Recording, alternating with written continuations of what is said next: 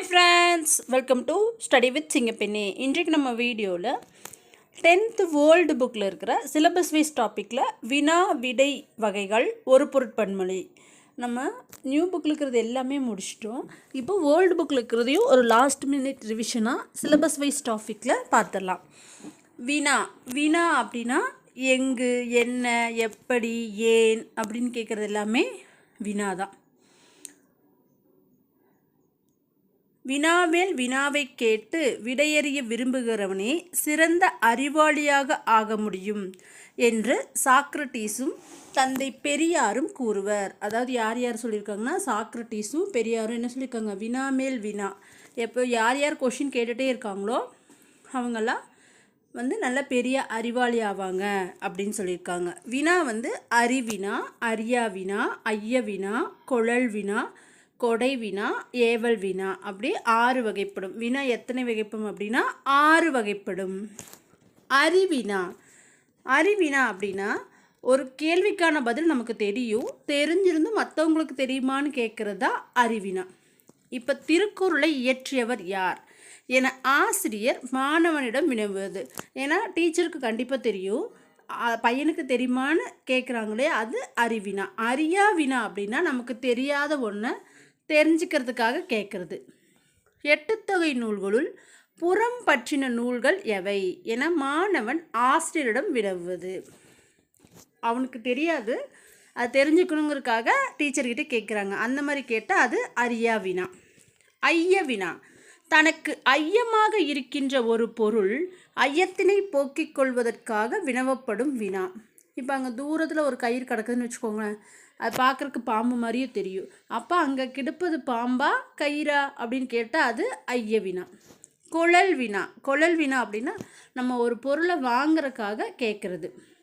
கடைக்காரர்கிட்ட போய் பருப்பு இருக்குதா அப்படின்னு கேட்குறோம் இல்லையா, அது நமக்கு வேணும், அதை வாங்குறதுக்காக கேட்குறது, அது குழல் வினா. கொடை வினா கொடை வினான்னா ஒரு பொருளை கொடுப்பதற்காக.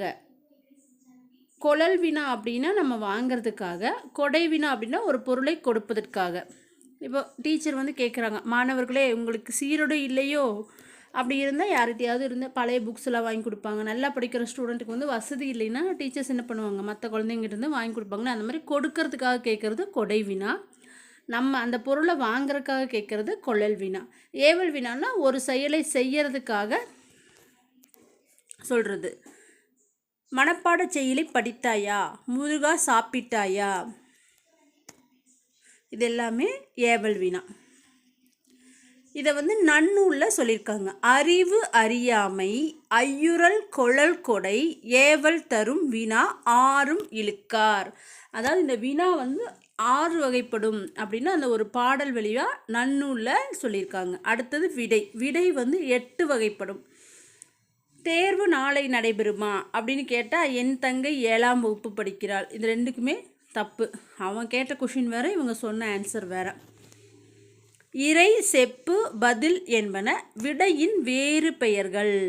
பார்த்துக்கோங்க, இறை செப்பு பதில் இந்த 3 என்னது, விடையுடைய வேறு பெயர்கள்.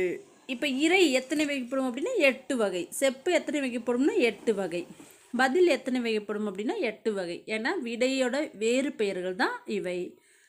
என்னென்ன விடை அப்படின்னா சுட்டு விடை, மறை விடை, நேர் விடை, ஏவல் விடை, வினா எதிர் வினாதல், உற்றுரைத்தல், உருவது கூறல், இனமொழி, இது எல்லாமே விடை.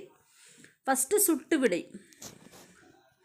சென்னைக்கு வழியாது அப்படின்னு கேட்குறாங்க. அப்போ இது என்பது போல் சுட்டி காட்டு. எந்த வழியாக போகணும் அப்படின்னா இந்த வழியாக போகணும் அப்படின்னு அந்த இடத்த சுட்டி காட்டி சொல்கிறோம் இல்லையா, அது சுட்டு விடை.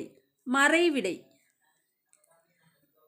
இது செய்வாயா என வினவிய போது செய்யேன் என்பது போல் எதிர்மறுத்து கூறும் விடை. ஏதாவது ஒரு வேலை பண்ணுறேன் அப்படின்னா செய்ய மாட்டேன் அப்படின்னு சொல்கிறோம் இல்லையா, அது மறைவிடை. நேர்விடை, இது செய்யறியா அப்படின்னு கேட்டால் செய்கிறேன் அப்படின்னு சொன்னால் அது நேர்விடை. ஏவல் விடை, இது செய்வாயா, இது இந்த வேலை நீ செய்யறியா அப்படின்னு கேட்டால் நீயே செய்யி அப்படின்னு. இந்த குழந்தைங்களாம் வீட்டில் அம்மாட்ட சொல்லுவாங்களே, அதை எடுத்துகிட்டு வாக்கண்ணா அப்படின்னு, அம்மா நீங்களே போய் எடுத்துக்கோங்கம்மா அப்படின்னு சொல்லுவாங்களே, அது ஏவல் விடை. நம்ம ஒன்று செய்ய சொன்னால் அதை திருப்பி நம்மளையே செய்ய சொன்னால் அது ஏவல் விடை.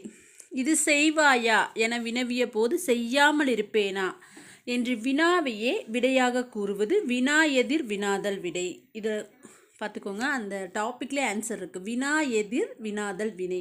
இந்த ஒர்க்கை நீ பண்ணுறியா அப்படின்னா பண்ணாமல் இருப்பனா அப்படின்னு கேட்குறதா வினா எதிர் வினாதல் விடை. உற்றது உரைத்தல் விடை. இது செய்வாயா என வினவிய போது உடம்பு நொந்தது எனக்கு தனக்கு உற்றதினை விடையாக கூறுவது உற்றது உரைத்தல். இப்போ நீ படிக்கிறியா அப்படின்னு கேட்டால் தலை வலிக்குது அப்படின்னா இப்போ அவனுக்கு அது நடந்துட்டுருக்கு, அதனால அவன் படிக்கலை அப்படிங்கிற மாதிரி சொல்கிறதா உற்றது உரைத்தல் விடை. உருவது கூறல் விடை அப்படின்னா இப்போ மாவாட்டு அப்படின்னா கை வலிக்கும், அதாவது ஃப்யூச்சரில் வர்றது. இது செஞ்சுன்னா எனக்கு கை வலிக்கும் அப்படின்னா இதனால் இது வரும், அதனால் உருவது கூறல் விடை. இனிமேல் வரப்போகிறத சொல்கிறது உருவது கூறல் விடை. ஆல்ரெடி நமக்கு இருக்கிறத சொல்கிறது உற்றது உரைத்தல் விடை. இனமொழி விடை அப்படின்னா ஆடுவாயா அப்படின்னா பாடுவேன். உனக்கு கற்று எழுத தெரியுமா அப்படின்னா எனக்கு பாடல் படிக்க தெரியும். அப்படி அதுக்கு இணையான ஒன்று சொல்கிறது இனமொழி விடை. அடுத்தது ஒரு பொருட்பன்மொழி. திருமால் குன்றம் உயர்ந்தோங்கி நிற்கின்றது. இதில் பார்த்துக்கோங்க, உயர்ந்து அப்படின்னாலும் ஹைட்டு தான், ஓங்கி அப்படின்னாலும் ஹைட்டு தான். அந்த ஏழை குழந்தையின் கண்கள் குளித்தாழ்ந்து காணப்படுகின்றன. இவ்விரு தொடர்களிலும் ஒரு பொருள் குறித்து தொடர்ந்து வரும் இரு சொற்கள் உள்ளன. அவை உயர்ந்தோங்கிய குளித்தாழ்ந்து. குளினாலும் தாழ்ந்துனாலும் ஒரே பொருள் தான், உயர்ந்து அப்படின்னாலும் ஓங்கினாலும் ஒரே பொருள் தான். ஒரே ஒரு பொருளையே தரும் பல சொற்கள் தொடர்பது ஒரு பொருட்பன்மொழியாகும். இங்கே பார்த்துக்கோங்க, நடு. நடு அப்படின்னா என்னது? நடுனாலும் சென்ட்ரு தான், மையம் அப்படின்னாலும் சென்ட்ரு தான். மீமிசை அப்படின்னாலும் ஞாயிறு தான், ஞாயிறு அப்படின்னாலும் ஞாயிறு தான்.